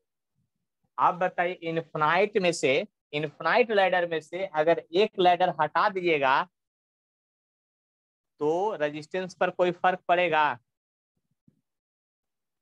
सोच लीजिए, कोई फर्क नहीं पड़ेगा। एक सिंपल सा एग्जांपल आपको बतलाते हैं, है ना। आपके गंगा नदी यहीं पर गुजरती है पटना से, पता है ना। उसमें से एक आध बाल्टी पानी निकाल लीजिएगा तो गंगा नदी का स्तर घट जाएगा? बोलिए। तो नहीं घटेगा। तो यहाँ भी इनफाइनाइट लैडर में से अगर हटा देंगे एक आध वो, तो कोई फर्क नहीं पड़ेगा। यानी हम एक हटा के देखते हैं, देखिए ध्यान से, ये हटा दिए हैं इसे, देख लीजिए, ये भी था लिखा हुआ, ये 2 ओम 2 ओम लिखा था, इसको हटा दिए, मतलब यहाँ से ऐसे काट के इसको हटा दिए। तो इधर इनफाइनाइट लैडर तो बचले रह गया अभी तक, कि नहीं बचा हुआ है? देख लीजिए, ध्यान सुन लीजिए, हम एक लैडर यहाँ से ऐसे हटा दिए हैं और इधर इनफाइनाइट लैडर बचा हुआ रह गया। तो इस इनफाइनाइट लैडर का इक्विवेलेंट रेजिस्टेंस तो हम पहले ही मान लिए थे कि आर है। देख लीजिए, यानी कि इस पूरे सर्किट का इक्विवेलेंट रेजिस्टेंस आर होगा, और उसको अगर ऐसे जोड़ देते हैं तो ये आर ही कहलाएगा। देख लिए ध्यान से, सर्किट को छोटा कर दिए हैं, एक लैडर हटा लिया, इनफाइनाइट वाले का तो बचा हुआ था, उसका आर ही होगा क्योंकि उसका आर मान लिए थे। अब अगला स्टेप में क्या करना है, ये दोनों पैरेलल हैं और इसके साथ सीरीज में है, तो आर ए बी बराबर क्या लिखिएगा आप खुद सोचिए। ये पैरेलल है, पहले देख लीजिए, ये दोनों पैरेलल है, पहले देख लीजिए ध्यान से, ये दोनों पैरेलल है और उसके साथ ये सीरीज में है। तब दो आप पैरेलल में कैसे होता है, R1 R2 by R1 plus R2, R1 R2 यानी 2R plus R1 plus R2, तो 2 प्लस R हो जाएगा। देख लीजिए ध्यान से, देख लीजिए ध्यान से समझ लीजिए, R1 R2 by R1 plus R2 तो लिख दिए। और संयोग देखिए कितना अच्छा है आपका, आर ए बी को आर माने हुए हैं, देख लिए आर ए बी को आर माने हुए हैं यहाँ पर। तो यहाँ पर एलसीएम जब लीजिएगा नीचे तो ये 2 प्लस आर रहेगा ही, इसका एलसीएम नीचे और यहाँ 1 से डिवाइड कीजिए इसमें तो ये बचेगा, तो इसे मल्टीप्लाई करना पड़ेगा, यानी 2 से इसमें मल्टीप्लाई कीजिएगा तो ये हो जाएगा 4 प्लस 2r और प्लस 2r ये पहले से है, देख लिए ध्यान से। अब इसको इधर गुना कीजिएगा, इधर लाके इसे गुना कीजिएगा तो होगा 2r प्लस r स्क्वायर होगा, मैं यहाँ से घेर देता हूँ कंफ्यूजन नहीं होगा। इसको इधर लाइएगा तो 2r प्लस r स्क्वायर होगा, इधर बच गया 4 प्लस 4r इक्वल टू बच गया 4 प्लस 4r बच गया। सबको पकड़ के इधर लाइए तो बच गया r स्क्वायर, 4r इधर आके माइनस होगा इसलिए माइनस 2r बचेगा और माइनस 4 बचेगा इक्वल टू 0। जब भी इनफाइनाइट लैडर का क्वेश्चन सोल्व करना हो तो इसी तरह से हर हाल में सोल्व होगा और कोई दूसरा मेथड नहीं है सोल्व करने का, इस बात को ध्यान से समझ लीजिए। और तब जब कोई दूसरा मेथड नहीं है तो हर हाल में क्वेश्चन क्वाड्रेटिक में ही जाएगा। क्वाड्रेटिक का सोल्यूशन यहाँ आपको फिजिक्स में आपको जनरली फैक्टर मेथड से नहीं हो पाता, इसलिए डायरेक्ट फार्मूला याद रखिएगा। आर बराबर क्या होता है फार्मूला, माइनस बी, तब माइनस बी के बदले तो 2 है, तब minus minus plus B plus minus under root B square, तब -2 का square B square minus 4ac, तब 4 ए के बदले वैल्यू 1 तो लिखेंगे नहीं और सी के बदले -4 है और ये सब ब्रैकेट के अंदर है, ऐसे है ये। अब बटा ट्वाइस ए तो 2 और ए के बदले यहाँ कुछ है ही नहीं, तो आर बराबर होगा 2 प्लस माइनस प्लस माइनस, और देखिए ये जो अंडर रूट में जो चला गया है वो कितना हो गया, 4 हो गया, ये माइनस माइनस प्लस 16 हो गया, 4 चौके 16 हो गया, बटा 2 हो गया, तो ये 20 हो गया। तो आर का वैल्यू जब लिखिएगा तो 2 प्लस माइनस 20 का रूट निकालिएगा तो 2√5 होगा, बटा 2 हो जाएगा, 2 सब में कॉमन आके कैंसिल हो जाएगा और रिक्वायर्ड सॉल्यूशन जो होगा, माइनस में तो कभी रेजिस्टेंस होता ही नहीं, तो माइनस वाला साइन वाला नहीं लेना है, सिर्फ प्लस वाला लेना है। तो 2 लेंगे और प्लस लेंगे √5, सॉरी 1 प्लस √5 होगा क्योंकि 2 कॉमन आके कैंसिल हो गया है, तो आपका आंसर क्या आ गया, 1 प्लस √5 हो गया। यानी कि आप बात समझ सकते हैं, इक्विवेलेंट रेजिस्टेंस जो हो गया आपका ये हो गया। अब √5 का वैल्यू आपको पता है कि 2.23 होता है, तो टोटल अगर जोड़ लीजिएगा तो आर का वैल्यू 2.23 है, तो 3.23 ओम रेजिस्टेंस आपका हो जाएगा पूरा इक्विवेलेंट डायग्राम का। कहीं भी अगर कोई प्रॉब्लम है तो बोलिए, अब ध्यान से देख लीजिए, this is the process for solving infinite series register. देख लीजिए इनफाइनाइट सीरीज को कैसे सोल्व करते हैं, क्योंकि अगला क्वेश्चन आप ही को मिलने वाला है। सर ये सेकंड स्टेप एक बार फिर से बता दीजिए ना। कौन सा सेकंड स्टेप? सर वो डायग्राम। ये डायग्राम में तो सिर्फ यही करना है कि एक लैडर को हटा लेने से इस तरह वाले के रेजिस्टेंस पर कोई फर्क नहीं पड़ेगा, और पूरे का रेजिस्टेंस जो हम मान लिए थे आर मान लिए थे, एक लैडर हटा दिए इधर से 2 और 2 का, तो इधर का इक्विवेलेंट आर ही बच गया, तो वही लिखे 2 हटा दे के फिर इधर आर बना दिए हैं, और इतना ही तो मानना है क्योंकि इसके बाद तो फिर मैथ है, सॉल्यूशन है, यहाँ तक ही फिजिक्स है आपका। तो ये 2 को हटा करके उधर वाला का तो इक्विवेलेंट आर ही बचेगा, क्योंकि इनफाइनाइट में से अगर थोड़ा बहुत हटा दीजिएगा तो कोई फर्क पड़ने वाला नहीं है। देख लीजिए, बात समझ लीजिए अच्छी तरह से।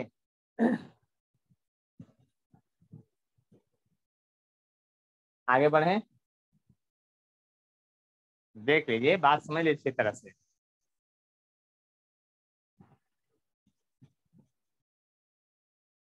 चलिए, तो नेक्स्ट प्रॉब्लम आप लोग के लिए है, वो प्रॉब्लम जो है तुरंत अभी बना के हमको बतलाना है कि आखिर उसका आंसर क्या आएगा, क्योंकि जब तक आप नहीं बनाएंगे आपका कॉन्फिडेंस कैसे बूस्टअप होगा। जल्दी से क्वेश्चन बनाइए, देखिए क्वेश्चन मिल गया है। ये इनफाइनाइट लैडर का ये भी है, ऐसा मत सोचे कि नहीं ये इनफाइनाइट लैडर तक का है, इस तरह से इन्फिनिटी तक का ये भी है, लेकिन अब की बार 2 ओम 2 ओम 2 ओम 2 ओम ऊपर है, इधर 1 ओम 1 ओम 1 ओम है। जल्दी से सॉल्यूशन फास्ट में करके हमको बतलाइए, प्रोसेस एकदम सेम रहेगा। इनफाइनाइट लैडर का एक ही तरह का टाइप ऑफ प्रॉब्लम नहीं होता है। देख लीजिए, बात समझ लीजिए इसी तरह से। हम क्या कहना चाह रहे हैं जो, जब तक समझेंगे नहीं तब तक काम बनेगा नहीं, बस इतना ही याद कर लीजिए, समझना बहुत जरूरी है। जल्दी से फास्ट में आप लोग को 2-4 मिनट का टाइम देते हैं गुना भाग करने के लिए, जल्दी से कीजिए तभी काम बनेगा। आगे आंसर आप लोग का कि हमें को यस फिर सर। बताना पड़े, कितना आया? 1.7। 1.7, ठीक ही है। प्रोसेस समझ में आ गया ना? Yes sir. चलिए, प्रोसेस जो है ज्यादा कोई भारी था नहीं, हर बार उसी तरह से बनाना है। लेट आर ए बी का जो वैल्यू है आपका आर मान लीजिए, एक लैडर को हटा दीजिए, बाकी सबको रहने दीजिए, टेंशन मत लीजिए। ये ए और बी मान लीजिए इसको, है ना। इसके बाद इधर वाले को फिर जब बचा हुआ था इनफाइनाइट लैडर तो इसको आर ही मान लेना है फिर से। और ये आपका 1 ओम का था, ये 2 ओम का था। आर ए बी जब फिर से दोबारा लिखेंगे तो ये 2 प्लस हो जाएगा R1 R2, तो 1 गुने आर। अब आई 1 प्लस आर, ये भी आर के बराबर है क्योंकि आर ए बी आर लिखा हुआ है, तो ये आर होगा। और इसका एलसीएम लीजिएगा तो 1 प्लस आर हो जाएगा। यहाँ से इसको मल्टीप्लाई कीजिएगा तो 2 प्लस 2 आर हो जाएगा और प्लस आर हो जाएगा। इसको जब इधर मल्टीप्लाई करेंगे तिरछा तो आर प्लस आर स्क्वायर हो जाएगा इक्वल टू 2 प्लस 3 आर आ जाता है। और जब इसको सॉल्यूशन फिर करते हैं सबको एक तरफ लाइएगा तो आर स्क्वायर हमेशा क्वाड्रेटिक में ही जाएगा, 3 आर इधर आकर के आर है तो -2 आर बचेगा और -2 इक्वल टू 0 बचेगा। देख लिए ध्यान से। तो यहाँ पर जब आ गया 3 आर तो इस तरह से हो गया। अब इसका सोल्यूशन लिखेगा आर तो -b तो -b तो माइनस माइनस +2 हो गया, प्लस माइनस √b² तब b² इसका क्लियर तब 4 हो जाएगा। और -4ac तब 4 a के बदले 1 है, c के बदले 2 है, तब ये प्लस हो जाएगा 8 हो जाएगा। और डिवाइड बाई ट्वाइस a, तो a का बदले तो 1 है तो 2a हो गया। आर लिखेगा 2 प्लस माइनस लिखेगा 8 4 12 हो गया, 2√3 हो गया, है ना, बाई 2 कट गया तो आर बराबर आ गया 1 प्लस -√3 आ गया। लेकिन माइनस वैल्यू पॉसिबल नहीं होता है, रेजिस्टेंस क्योंकि निगेटिव हो नहीं सकता है। रिक्वायर्ड सोल्यूशन हो गया 1 प्लस √3 तो 2.73 आया ना। आ गया था इतना आंसर, देख लीजिए ध्यान से। तो इनफाइनाइट लैडर का भी आप सीरीज पहले समझ चुके हैं कि क्या होगा। जो बात समझने की कोशिश कीजिए तब जाके आपका काम बनेगा। बहुत सारा क्वेश्चन है सीरीज, बोले ना कि कॉम्बिनेशन ऑफ रजिस्टर इतना सिंपल नहीं होता है। देखिए अब एक नया क्वेश्चन दे रहे हैं, उसको बनाना है, आप लोग को दिमाग लगाना है हर हाल में। फिर से नेक्स्ट कॉलम में आते हैं। बहुत सारे क्वेश्चंस जो हैं, जब तक सीरीज पैरेलल को 3 4 5 बार 6 बार अपने से दिमाग नहीं भिड़ाइएगा तो एग्जाम में जब डायरेक्ट आएगा क्वेश्चन तो आपको बनने नहीं देगा ये, बस इतना ही सोच लीजिए। क्वेश्चन अच्छा होता है सीरीज पैरेलल का।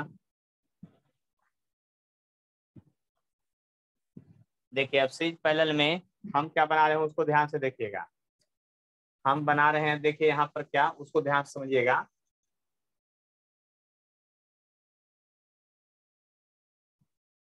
एक रजिस्टर जो है इस तरह से ऐसे कनेक्टेड है, एक रजिस्टर इस तरह से ऐसे कनेक्टेड है, फिर इस तरह से कनेक्टेड है, फिर इस तरह से कनेक्टेड है, फिर यहाँ पर 4 पॉइंट है आपका ऐसे।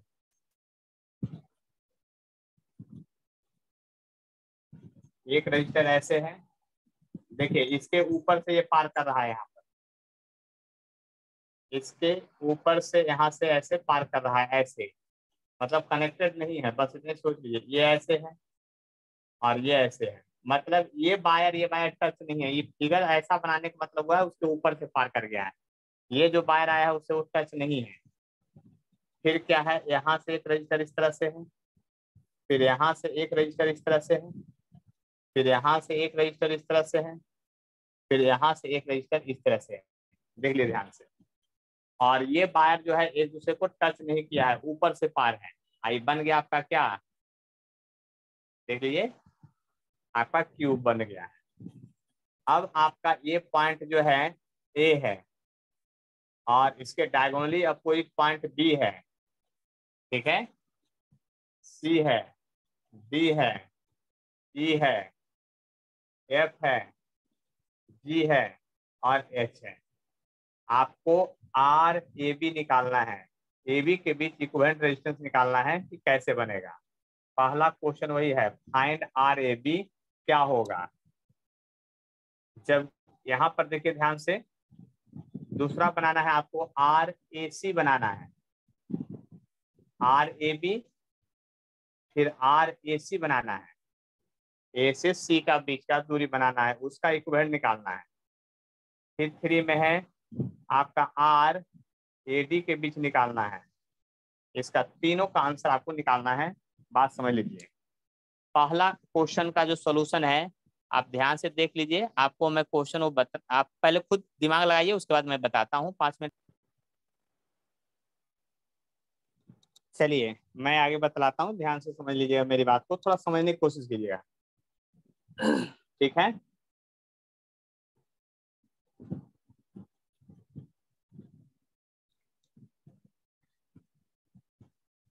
देखिए जब कुछ नहीं पता चले तो हम तो पहले ही बोले हैं बैट्रिक जोड़िए, सेल जोड़िए, किसके बीच निकालना है, ए बी के क्रॉस, तो ए और बी के क्रॉस एगो बैट्रिक कैसे जोड़ दीजिए सीधा सीधा।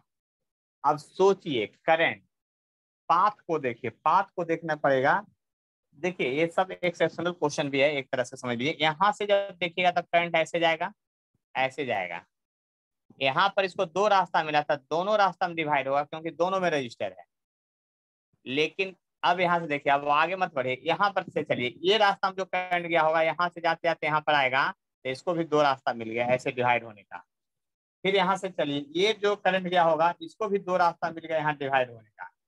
अब आगे बढ़िए, अब आगे जब बढ़िएगा तो यहाँ पर जब पहुंचे हैं तो देखिए इधर से भी करंट आ रहा है, इधर से भी आ रहा है, देख लीजिए ये दोनों मिल करके जाएगा, इधर जो भी जाएगा।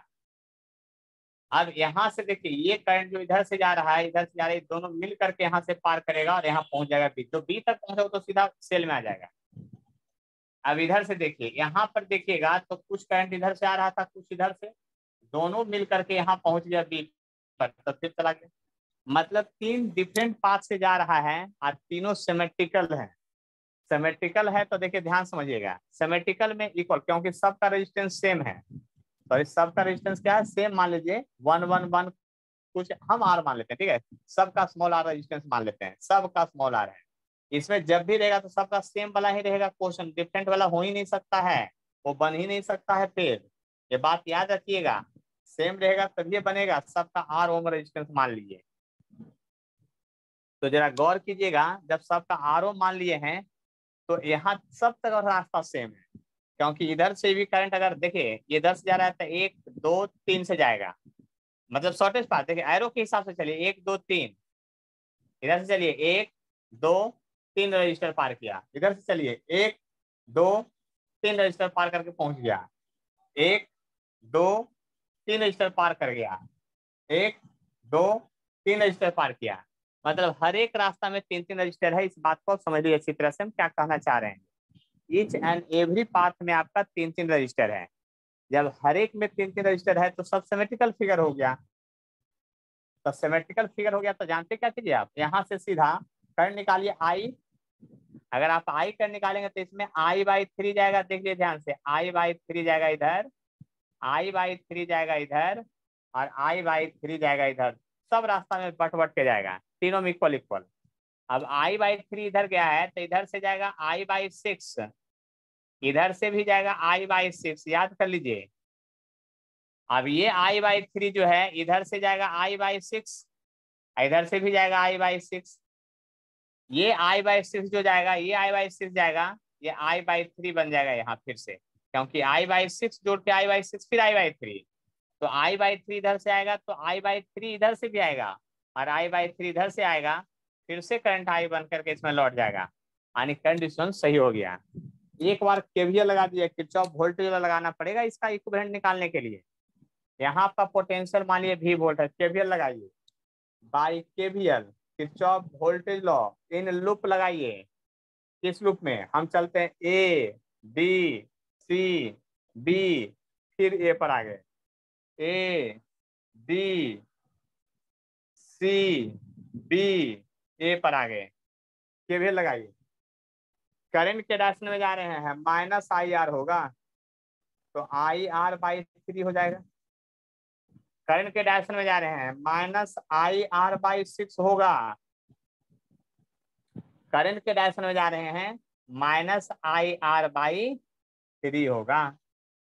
यहां से चलें तो निगेटिव से पॉजिटिव पे जा रहे हैं, इसलिए प्लस भी इक्वल टू 0 हुआ। देख ले ध्यान से, यहाँ पर जब सबका एलसीएम लेंगे और भी उधर जाएगा तो क्या होगा? माइनस होगा तो माइनस कट जाएगा। एलसीएम 6 होगा, 3 2 जा 2 आई आर होगा, आई आर होगा, और फिर 3 2 जा 2 आई आर होगा, इक्वल टू भी हो जाएगा। यहाँ पर करंट हो गया 2 2 4 1 5, 5 आई आर इक्वल टू हो गया आपका बाई 6 इक्वल टू भी हो गया। यहाँ से करंट निकालिए पहले। जब करंट निकालिएगा तो करंट आ जाएगा 6 भी बाई 6 भी बाई 5 आर आ जाएगा। देख लिए ध्यान से, करंट निकाल दिए सर्किट में, 6 भी बाई 5 आर आ गया है। यहाँ तक सब लोग को समझ में आ गया? बोलिए जल्दी से, क्योंकि इसके बाद फिर आगे बढ़ेंगे। देखिए ये सब सर्किट जो है, और ये ओलंपियाड, फिर से ओलंपियाड में आया हुआ क्वेश्चन है। ऐसे क्वेश्चन आपका एससी बराबर में 16 एग्जाम्पल में मिल जाएगा। देख लीजिए, फिर से ओलंपियाड में आया हुआ क्वेश्चन है ना। तो बात ध्यान से सुनिएगा मेरी बात को। अब यहाँ तक आपको अगर समझ में आ गया है तो एक बात, अब कंसेप्ट समझिए मेरी बात को। करंट बहुत तेज तरार होता है। अगर यहाँ आप आमीटर लगा देते हैं, अगर आमीटर यहाँ लगाइएगा तो आमीटर तुरंत करंट को मेजर कर लेगा। मतलब समझ लीजिए, कितना भयानक सर्किट क्यों नहीं हो, किसी के बीच इक्विवेलेंट क्यों नहीं लगाना हो, और अगर हमको एक्सपेरिमेंट करके कहेगा निकालने के लिए ना, हम क्या बोले फिर से सुनिए।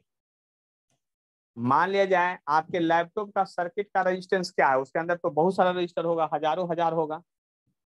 उस लैपटॉप के रजिस्टर को हमको इक्विवेलेंट रेजिस्टेंस निकालना है, तो बिना लैपटॉप खोले हुए आपको हम रेजिस्टेंस बता देंगे उसके अंदर कितना है, कितना ओम रेजिस्टेंस उसके अंदर है। जो कुछ नहीं करना है, एक बैटरी लेंगे, उस लैपटॉप के सर्किट में करंट डालेंगे दोनों तरफ से, उसमें एमीटर लगाए हुए रहेंगे। हमको बैटरी का पोटेंशियल पहले से मालूम होना चाहिए, एमीटर करंट मेजर करके बताएगा। और इलेक्ट्रिक फील्ड पूरे सर्किट में इस तरह से सेटअप होता है कि तुरंत पहचान लेता है कि कितना रेजिस्टेंस है सर्किट में, उसी के अनुसार आपका वो क्या करता है, करंट भेजता है। क्योंकि ओम्स लॉ में पढ़े हैं ना, V बराबर आई आर, तो V इक्विवेलेंट जो है, I इक्विवेलेंट जो है वो R इक्विवेलेंट के बराबर होगा। मतलब पूरे सर्किट को तुरंत पहचान लेगा। तो पूरे सर्किट का इक्विवेलेंट रेजिस्टेंस जो होगा वो निकालने के लिए केसीएल केवल से यही मेथड है। पहले केसीएल केवल लगाइए, करंट निकाल लीजिए, क्योंकि बैटरी का पोटेंशियल मालूम है। और तब R इक्विवेलेंट बराबर होगा V equivalent by I equivalent of the circuit. तो V इक्विवेलेंट तो इस सर्किट का भी ही माने थे हम, तो ये भी हो गया आपका। और आपका I इक्विवेलेंट है इस सर्किट का जो हम निकाल दिए हैं। देखिए कितना निकाले हैं, I बराबर आया 6 भी बाई 5 आर आया था, 6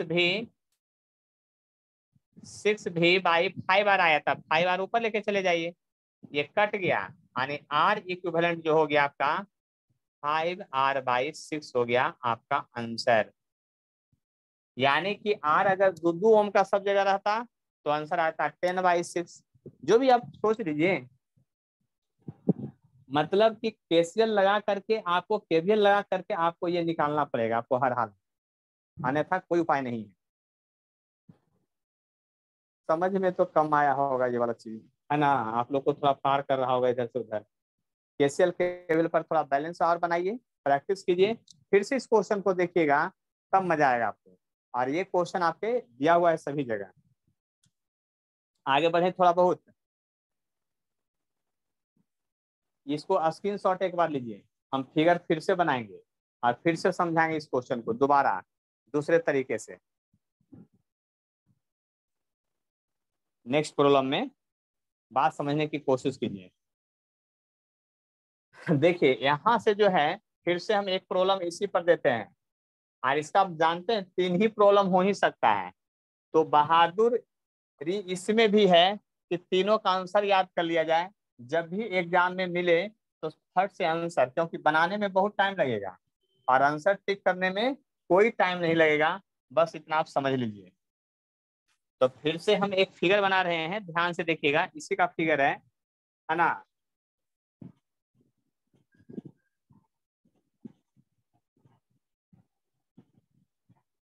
एक रजिस्टर है इस तरह से, दूसरा रजिस्टर है इस तरह से, तीसरा रजिस्टर है इस तरह से, चौथा रजिस्टर है इस तरह से,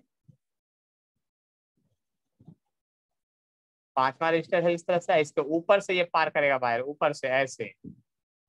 यहाँ भी एक रजिस्टर है इस तरह से, इसको ऊपर से बाहर पार करेगा ऐसे। फिर एक रजिस्टर ऐसे है और फिर एक रजिस्टर ऐसे है। यहाँ पर एक रजिस्टर है, फिर यहाँ से एक रजिस्टर है, फिर यहाँ से एक रजिस्टर है, फिर यहाँ से एक रजिस्टर है। देख लीजिए रेगुलर हेक्सागोन, एकदम पिक्चर आपको क्लियर दिख रहा होगा 100%। देखिए ये पॉइंट का नाम ए डालते हैं, ये पॉइंट का नाम बी डालते हैं, ये पॉइंट का नाम सी, ये पॉइंट का नाम डी, ये पॉइंट का नाम ई, ये एफ है, ये जी है और ये अच्छा नेमिंग से मतलब नहीं है, डाल दिए हैं।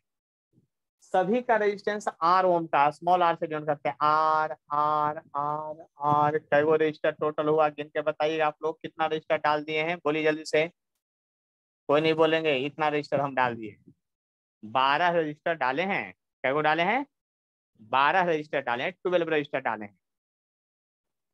आंसर 3 ही पूछा जाएगा। देखिए एक जो होगा आर इक्विवेलेंट निकालना है फेस डायगोनल, आर इक्विवेलेंट जो निकालना है face for face diagonal, face diagonal. Chemistry में सॉल्यूशन पढ़े ना, फेस डायगोनल क्या होता है। दो में आर इक्विवेलेंट जो निकालना है फॉर बॉडी डायगोनल, डायगोनल। और तीसरा में आर इक्विवेलेंट जो निकालना है फॉर साइड के अलाउंग। देख लीजिए ध्यान से, 3 ही क्वेश्चन हो ही सकता है इसमें, कहिए क्यों। रूम के कॉर्नर में अगर इस पॉइंट को मानते हैं और इस पॉइंट को मानते हैं तो ये भी बड़ी डायगोनल है। देख लिए बड़ी डायगोनल का काम माने कि बड़ी के अंदर से जा रहा है। आप इस पॉइंट को और इस पॉइंट को मानते हैं तो भी बड़ी डायगोनल कहलाएगा। आप इस पॉइंट को और इस पॉइंट को मानते हैं तो भी बड़ी डायगोनल कहलाएगा। मतलब बड़ी डायगोनल बहुत सारा बनेगा लेकिन सबका आंसर सेम ही आएगा। कहने का मतलब अगर ए बी के बीच कहे निकालने के लिए इक्विवेलेंट तो अभी निकाले हैं 5r/6 आएगा, तो उसके क्लोज भी यही आएगा। और आपका अगर ए और सी के बीच कहे निकालने के लिए, सॉरी एच और सी के बीच में, तो इसका भी आंसर 5r/6 ही होगा। सुनिए ध्यान से सुनिए, डी और ई के बीच भी कहेगा तो 5r/6 ही होगा। आप कैसे भी क्वेश्चन बने कंडीशन वो सही तरह से होगा, वो अपने आप को तुरंत समझ जाता है कि किधर जाना है। फेस डायगोनल और फेस डायगोनल का मतलब क्या हुआ। तब फेस डायगोनल देखिए एसी हो गया फेस डायगोनल, इसके बीच जो इक्विवेलेंट रेजिस्टेंस होगा वो एफ डी के भी बराबर होगा, वो एच एफ के भी बराबर होगा, ए ई के भी बराबर होगा। ये सब सारा फेस डायगोनल है। आप रूम में कमरा में देखिए ना भाई, फेस डायगोनल दीवार पर आएगा, बॉडी डायगोनल आपका बीच से पार करेगा। उन सभी चीजों को ध्यान से समझिए। आने की बॉडी डायगोनल के क्रॉस जो भी कहीं भी बॉडी डायगोनल कितना आप रूम में खींचिएगा आप खुद सोचिए, 1 2 3 4 को खींचिएगा तो चारों के क्रॉस आपका वही रेजिस्टेंस आएगा हर हाल में, दूसरा आएगा ही नहीं। बस इस बात को समझ लीजिए अच्छी तरह से, ठीक है। आपको यहाँ पर कोई दूसरा आएगा ही नहीं, आप बात समझ सकते हैं अच्छी तरह से, ठीक है। तो यहाँ पर जो फेस डायगोनल है बॉडी सबके क्रॉस आंसर आपका वही आएगा। तो देखिए मैं आंसर याद करवा देता हूँ। फेस डायगोनल सबसे पहले याद रखना है, फेस डायगोनल तब बॉडी डायगोनल। याद करने का तरीका सोचिए, सबसे पहले फेस तब बॉडी और तब साइड। तब फेस डायगोनल के पास जो इक्विवेलेंट आएगा यानी आर ए सी जो हो जाए, फेस डायगोनल क्या कहलाएगा, हम लिख देते हैं कागो, आर ए सी जो है फेस डायगोनल है, ए सी जो फेस डायगोनल है, आर जो है आपका एफ डी भी जो है फेस डायगोनल है, एफ डी भी फेस डायगोनल है, आर जो है आपका एच एफ भी जो है फेस डायगोनल है, मतलब 3-4 को नाम लिख दे रहे हैं कि जिससे आपको याद रहे। एच एफ भी जो है फिक्स डायगोनल है। उसी तरह से बड़ी डायगोनल की बात करते हैं। बड़ी डायगोनल जो है यहाँ पर बात समझ लीजिए अच्छी तरह से, क्या है जो उसको समझने की कोशिश कीजिएगा। तो बड़ी डायगोनल जो है बात समझ सकते हैं। बड़ी डायगोनल में यहाँ जो होगा आपका ए बी जो होगा बड़ी डायगोनल होगा। आर ए बी जो है आपका क्या है, बड़ी डायगोनल है। उसी तरह से ए बी जब बड़ी डायगोनल है तो आप समझ सकते हैं यहाँ पर क्या होगा। फिर उसी तरह से बड़ी डायगोनल और भी होगा, बी और ई भी बड़ी डायगोनल होगा। तो आर बी ई भी बड़ी डायगोनल होगा और भी बड़ी डायगोनल होगा। आप खोज लीजिए कौन कौन सा बड़ी डायगोनल है। आपका एच और सी भी बड़ी डायगोनल होगा। एच और सी भी बड़ी डायगोनल होगा तो आर एच सी भी बड़ी डायगोनल होगा। सबका आंसर सेम ही आएगा, इस बात को याद कर लीजिए। उसी तरह से फेस डायगोनल क्या क्या होगा। तब फेस डायगोनल में जो होगा वो तो फेस डायगोनल बड़ी डायगोनल साइड के अलॉन्ग। तो साइड में तो आपको पता है कि क्या होगा। साइड में क्या होगा, ए डी होगा साइड। आर ए डी का जो आंसर होगा साइड में, आर आपका ए एच का भी आंसर जो होगा वही होगा। मतलब समझ लीजिए आर बी सी का भी आंसर वही होगा। बी और सी के बीच में अगर इक्विवेलेंट निकालने के लिए कहेगा तो भी आंसर वही होगा, बी सी। यानी आर आपका कोई भी आप ई एफ के क्रॉस भी निकालिएगा वो भी साइड है। तो साइड कोई भी साइड के क्रॉस जो होगा आपका आंसर जो होगा आपका ई एफ भी लिख देते हैं। आंसर सबका सेम आएगा। मतलब इसका आंसर जो आएगा हर एक में सेम आएगा इसका आंसर। और याद करने का तरीका बहुत सुंदर है, मैं लिख देता हूँ, देखिए ध्यान से। Divide divide divide. अगर सबका आर आर माने हैं तो आर तो सब रहेगा ही ऊपर में, उतना ही रहेगा। और आंसर देखिए याद करने का क्या तरीका, जल्दी से ध्यान से सुनिएगा, एक बार बोलेंगे। 3 4 5 6 7 12। एक ही में गड़बड़ हुआ है, देख लीजिए ध्यान से। 3 4 5 6 7 12 याद कर लीजिए। लेकिन याद करने का टेक्निक को समझिए, पहले फेस तब बड़ी तब साइड का आंसर। ऐसे याद करके रखिएगा तो कभी धोखा नहीं होगा। मान लीजिए 2 ओम करेगा तो आर का वैल्यू 2 ले लेंगे, 10 ओम करेगा तो 10 ले लेंगे। इस मतलब ये क्यूब में इससे ज्यादा आंसर हो ही नहीं सकता है, क्वेश्चन हो ही नहीं सकता है। 3 ही वो है। और याद करने का टेक्निक बता दिए कितना आसान है। 3 4 5 6 7 12 एक में तो केवल टेंशन है। लेकिन ये नहीं कि ये उल्टा पुल्टा याद कर लीजिए, पहले फेस तब बड़ी तब साइड। ये भी याद करना है, पहले फेस तब बड़ी तब साइड। तो 3 4 5 6 7 और 12 याद हो जाएगा। बोलिए प्रियांशी अब। Yes sir. हाँ तो आसान कर दिए ना, अब आएगा एग्जाम में तो अब समझ में आया सीरीज पैरेलल क्या है। Yes sir. और सीरीज पैरेलल पढ़ना है बोलिए। बहुत सीरीज पैरेलल है अभी बाकी। क्या प्रैक्टिस करेंगे तब। ठीक है। तो अगले क्लास में हम लोग अब जो पढ़ेंगे सेल से शुरुआत करेंगे। ठीक है, सेल चार्जिंग डिस्चार्जिंग यहाँ से बोर्ड के लिए बहुत इंपॉर्टेंट है। और अगले क्लास में लगभग टॉपिक साथ में। आज कौन सा दिन है, शुक्रवार। संडे को आप लोग का टाइम ही नहीं मिलता है। हम सोच रहे हैं संडे को इस बार 1 बजे से पढ़ा देंगे आप लोग को। बहुत ऐसे भी संडे अब छुट्टी होने वाला है सब जगह आप लोग का, जो क्लास व्लास होता है। फिर आफ्टरनून में तो टाइम रहता ही है 9 बजे के बाद। अच्छा हम ठीक है, सबसे बात करके और भी लोग हैं उनसे हम चेक करके आज संडे को क्लास जरूर लेंगे इस बार। ठीक है, सर। तो आज का क्लास आप यहीं पर एंड करते हैं। और कोई परेशानी बोलिए जल्दी से। नो अब लग रहा है सर। सिलेबस समाप्त हो जाएगा।